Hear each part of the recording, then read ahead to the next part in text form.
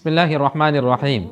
نظر بد یہ برحق ہے اور قرآن مجید سے بھی ثابت ہے اور اسی طرح احادیث مبارکہ سے بھی ثابت ہے۔ یعقوب علیہ السلام نے اپنے بچوں سے کہا لا تدخلوا من باب واحد، ایک دروازے سے داخل مت ہونا، الگ الگ دروازوں سے داخل ہونا۔ مفسرین فرماتے ہیں اس میں حکمت یہ تھی کہ نظر نہ لگے۔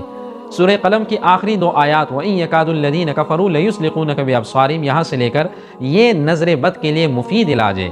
حضرت سہل بن حنیف رضی اللہ عنہ صحابی رسول غسل کر رہے ہیں، جسم سے اوپر کا حصہ، یہاں ناف سے اوپر کا حصہ نظر آ رہا ہے۔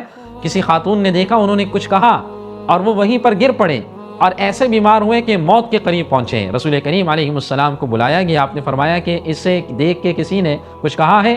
کہا ہاں ایک خاتون نے کہا۔ آپ نے فرمایا اس کو بلاؤ اور فرمایا کہ تم میں سے جب کوئی شخص کسی اچھی چیز کو دیکھتا ہے تو ماشاءاللہ کیوں نہیں بولتا؟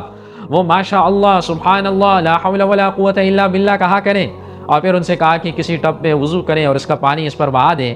نظر بد کا سب سے بہترین ایک علاج آخری تینوں قل کا اہتمام کریں، سورہ قلم کی آخری دو آیات کا اہتمام کریں، بسم اللہ الذی لا یضر مع اسمہ شیء فی الارض ولا فی السماء وهو السمیع العلیم، اس کے پڑھنے کا اہتمام کریں۔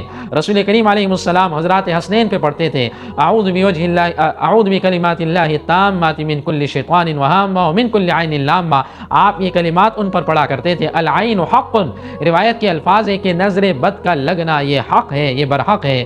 ہمیں اپنے بچوں پر یہ کلمات پڑھنے چاہیے۔ منزل سب سے بہترین ہے، وہ روزانہ صبح اور شام اس کا بھی اہتمام کرنا چاہیے۔